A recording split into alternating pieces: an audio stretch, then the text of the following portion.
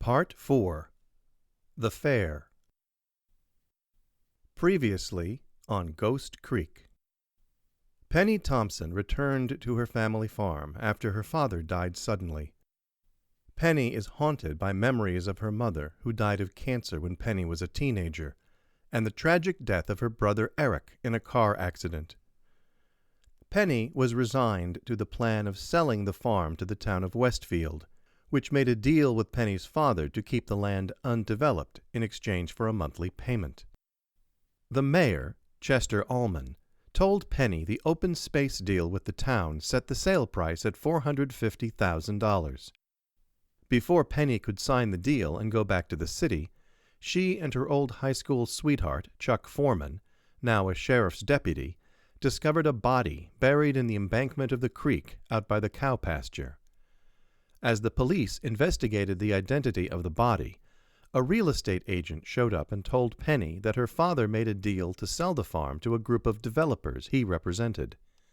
The family lawyer then explained to Penny that, although her father was restricted from selling the farm except to the town, she now owned it free and clear and could do what she wanted.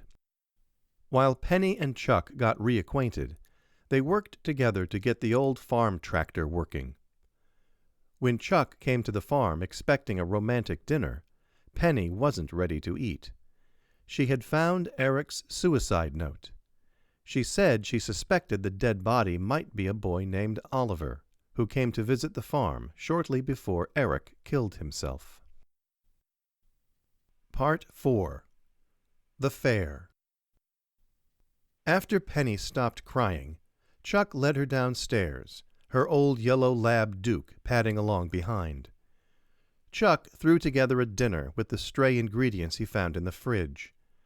Trying to distract her from the emotional experience of finding her brother's suicide note more than 2 years after his death, Chuck talked about the farm.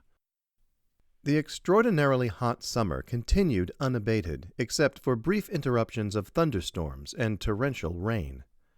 It was not a good combination for the local farmers.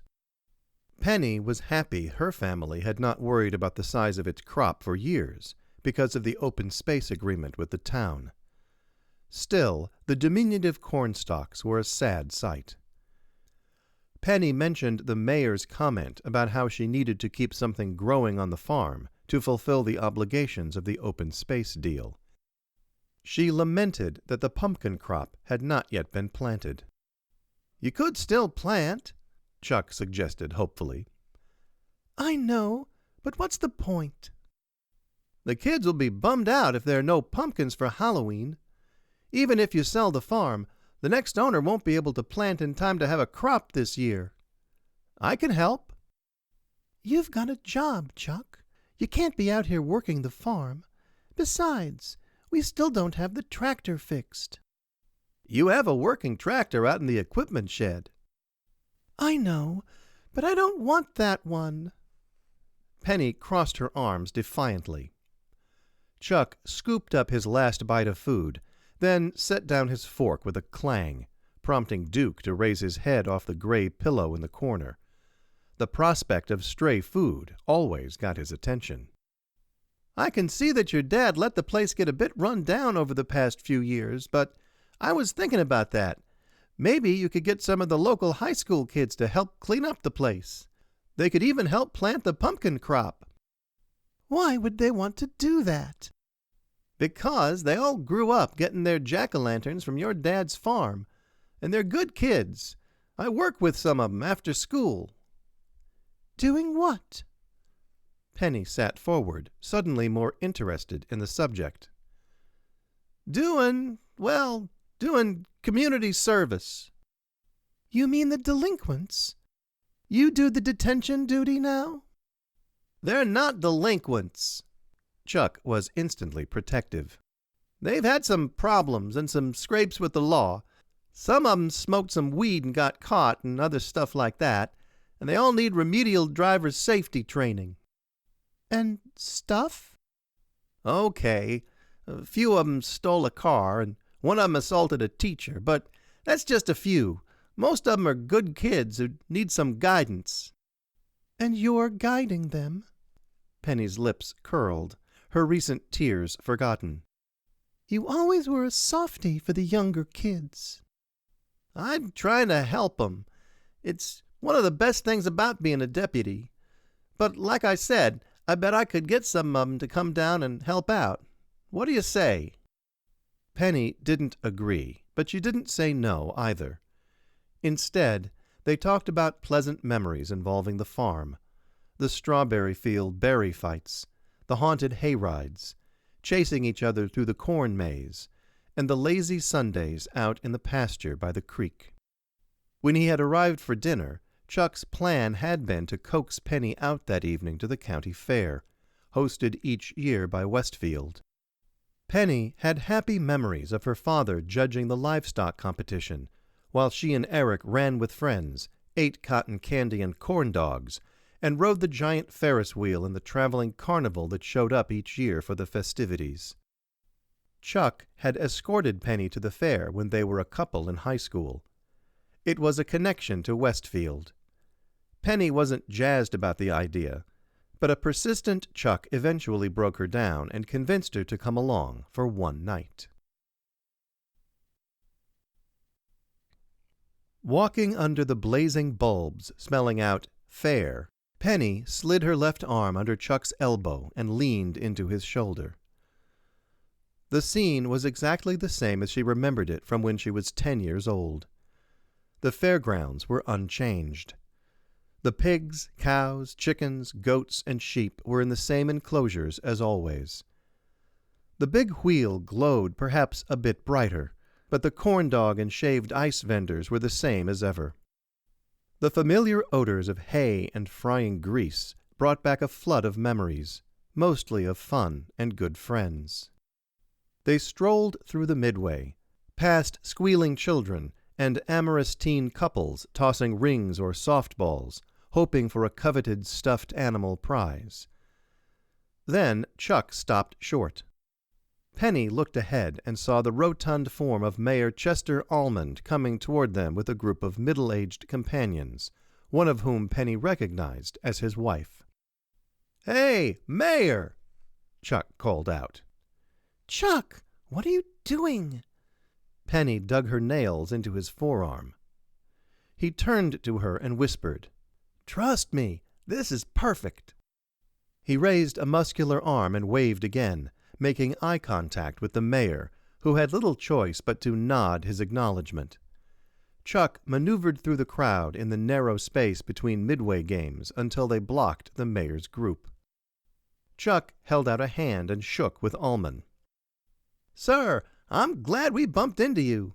Penny needs to let you know that she got an offer from a real estate developer to sell the Thompson farm, and it's a whole lot more money than the offer from the town. I guess you would know what the land is worth, though, right?" "Well," Almond stalled, obviously contemplating his response. "that's nice to know, but we're here to have fun tonight and not talk about politics or town business. So why don't you give me a call tomorrow and we'll talk about it?"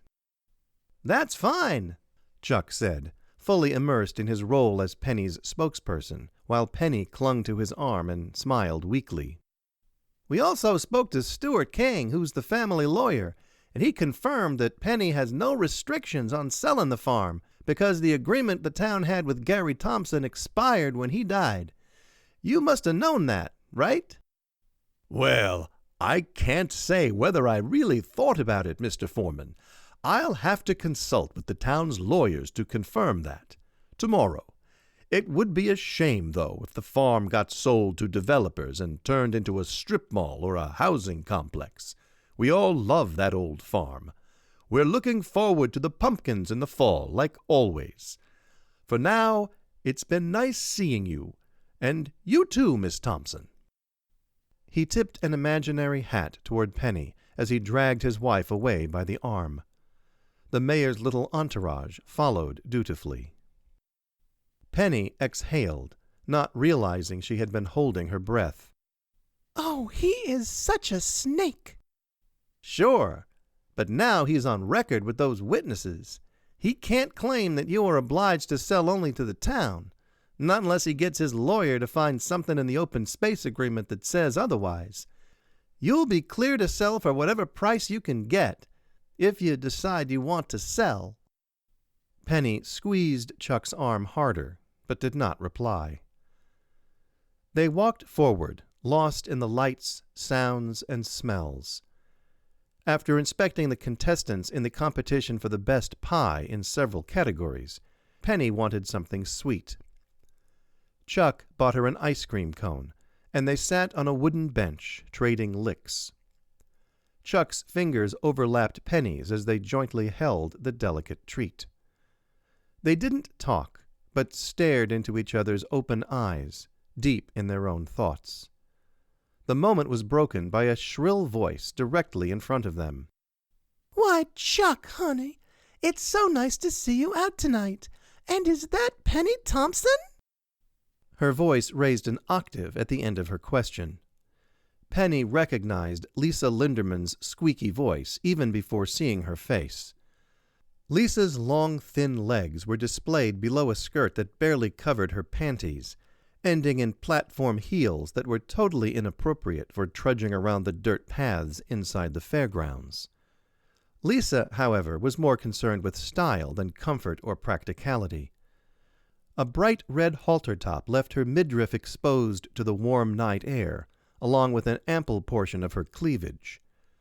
Long, dangling silver earrings accentuated the length of her bare neck and her shimmering lipstick that matched her top.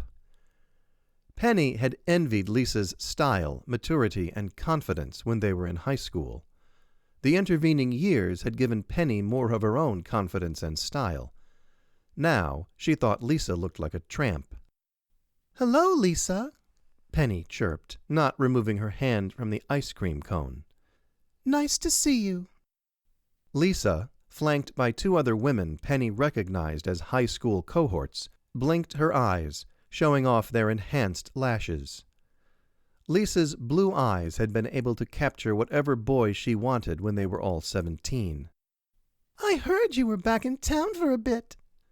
Chuck released the ice cream and stood up, awkwardly, saying, "Hey, Lisa."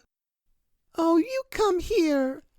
Lisa held out her arms and leaned into Chuck, lifting up onto her toes and wrapping her arms around Chuck's neck. She planted a kiss on his surprised mouth. "I miss you, Deputy Sheriff. When you get done escorting old Penny around, you come find me, okay?" She pecked another quick kiss, then slithered her arms down Chuck's chest, stepping back gracefully. "Come on, ladies." She gestured down the path and led her companions away. Penny turned her head when Chuck sat back down, pulling the ice cream cone to her chest. "It looks like you and Lisa were awfully friendly," she said with a voice frostier than the vanilla chocolate swirl in her hand. "Well, we used to be." Chuck's eyes followed Lisa's legs as she sauntered away. Penny stood abruptly, the ice cream flopping out of her cone and splatting onto the compressed dirt. "Are you dating her?" "No, I'm not." Chuck held out his hands toward Penny. "I was, but she broke up with me, so—" "You like her? She's such a slut. At least, she was, and I don't see any indication that she's changed." "She's not. Look, you know how she is. She saw you and me and just had to butt in and make trouble. She can't stand it when anybody isn't paying attention to her, right?" "Did you sleep with her?" "Huh?" Penny looked down at Chuck. "I asked you if you slept with Lisa when you were dating." "Well, sure, yes I did." Penny turned and walked in the opposite direction from where Lisa and her group had gone, Chuck quickly following. He caught up and grabbed Penny's elbow, pulling gently. She spun around as he let go. Fairgoers passed them by on both sides, eager to reach their next destination. The hot day had given way to a comfortable evening with moderate humidity, and everyone was in a good mood. Nobody paid the couple any attention. "Oh, I just hate her." Penny's eyes watered and threatened to gush. Chuck melted. Pen, I'm so sorry. I've been lonely since I got back. You know me. I'm no Don Juan. And there aren't that many girls my age who aren't already married. Lisa and I hooked up. I couldn't say no to her, you know? I mean, I'm not proud of it, but I'm not going to apologize. It's not like you were here. I guess she figured I was as good as anyone else in this town. Penny dropped her head, a blubber escaping her lips as her shoulders shuddered. Chuck hesitated an instant, then moved forward and embraced her as she cried into his chest. You're probably the best guy in any town. You're way too good for Lisa. I could say the same for you. I'm surprised some rich dude in the city hadn't scooped you up. She looked up at him and said softly, I've dated a few guys in the city, but they're mostly jerks. I didn't sleep with any of them. Since Eric died, I haven't really been ready for a serious boyfriend. I keep thinking about Eric. What about Eric? Penny pushed away from Chuck so she could see his face better. I always wanted him to be happy, but he never was. I thought this boy, Oliver, could make him happy. I think he and Eric were lovers. But instead of making him happy, it killed him.